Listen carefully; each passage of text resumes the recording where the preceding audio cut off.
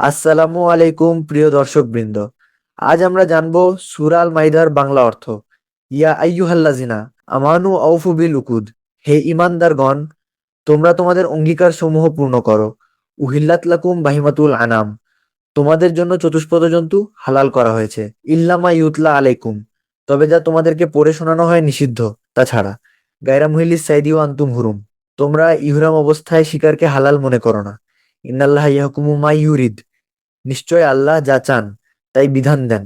এখন চলুন আমরা জানি এই সূরার ব্যাকস্টোরি ও এর গভীর তাৎপর্য। সূরা আল মাইদাহ কুরআনের পঞ্চম সূরা এবং এটি একটি মাদানী সূরা। এই সূরাটি ইসলামের আইন, সমাজ ব্যবস্থা এবং দ্বীনের পূর্ণতার একটি গুরুত্বপূর্ণ দলিল হিসেবে বিবেচিত হয়। নাজিল হওয়ার প্রেক্ষাপট: সূরা আল মাইদাহ এমন এক সময়ে নাজিল হয় যখন ইসলামী রাষ্ট্র মদিনায় সুপ্রতিষ্ঠিত হয়ে গেছে এবং মুসলমানরা শুধু ইবাদতই নয়, বরং একটি পূর্ণাঙ্গ সমাজ ব্যবস্থা পরিচালনা করছিল। এই সূরার অনেক আয়াত জীবনের শেষ পর্যায়ে নাজিল হওয়া আয়াতগুলোর অন্তর্ভুক্ত। অনেক আলেমের মতে এই সূরার কিছু অংশ বিদায় হজ্জের সময় বা তার কাছাকাছি সময় নাজিল হয়। সেই সময় নবী মুহাম্মদ সাল্লাল্লাহু আলাইহি সাল্লাম ইসলামের পূর্ণ বার্তা মানুষের কাছে পৌঁছে দিয়েছেন এবং মুসলমানদের জন্য একটি সম্পূর্ণ জীবন ব্যবস্থা প্রতিষ্ঠিত হয়েছে। এই সূরায় একটি অত্যন্ত গুরুত্বপূর্ণ ঘোষণা আসে। আল্লাহ বলেন যে তিনি দ্বীনকে পূর্ণাঙ্গ করে দিয়েছেন এবং মুসলমানদের উপর তার নেয়ামত সম্পূর্ণ করেছেন। এর মাধ্যমে বোঝানো হয় যে ইসলাম এখন একটি পরিপূর্ণ জীবন ব্যবস্থা হিসেবে প্রতিষ্ঠিত। এই সূরার নাম মাইদা একটি বিশেষ ঘটনার সাথে সম্পর্কিত। হযরত ঈসা আলাইহিস সালামের শিষ্যরা একবার তার কাছে অনুরোধ করেছিল তাদের জন্য আকাশ থেকে খাদ্য ভর্তি একটি টেবিল নাজিল করা হোক, যাতে তাদের ঈমান আরো দৃঢ় হয়। হযরত ঈসা আলাইহিস সালাম আল্লাহর কাছে দোয়া করেন এবং আল্লাহ তাদের জন্য সেই নিদর্শন পাঠান, কিন্তু সাথে সতর্ক করে দেন এরপর যদি কেউ কুফরি করে তাহলে তার জন্য কঠিন শাস্তি হবে। এই ঘটনা মানুষের জন্য একটি বড় শিক্ষা। নিদর্শন দেখার পরও যদি কেউ সত্যকে অস্বীকার করে তাহলে তার পরিণতি ভয়াবহ। এই সূরায় আহলে কিতাবদের সাথে সম্পর্ক নিয়েও বিস্তারিত আলোচনা করা হয়েছে। মুসলমানদের শেখানো হয়েছে কিভাবে তাদের সাথে ন্যায় ও সম্মানের সাথে আচরণ করতে হবে, কিন্তু একই সাথে নিজের ঈমান ও আকীদা দৃঢ় রাখতে হবে। এছাড়াও এই সূরায় বিভিন্ন গুরুত্বপূর্ণ সামাজিক ও আইনি বিধান নাজিল হয়। হালাল ও হারাম খাদ্যের নিয়ম, শিকার সংক্রান্ত বিধান, কসম বা শপথ ভঙ্গের কাফফারা, চুরি ও শাস্তি সম্পর্কিত আইন এবং ন্যায়বিচার প্রতিষ্ঠার নির্দেশনা। বিশেষভাবে লক্ষণীয় বিষয় হলো এই সূরায় বারবার অঙ্গীকার পূরণের কথা বলা হয়েছে। মুসলমানদেরকে শেখানো হয়েছে তারা যেন আল্লাহর সাথে করা অঙ্গীকার এবং মানুষের সাথে করা প্রতিশ্রুতি সবসময় রক্ষা করে।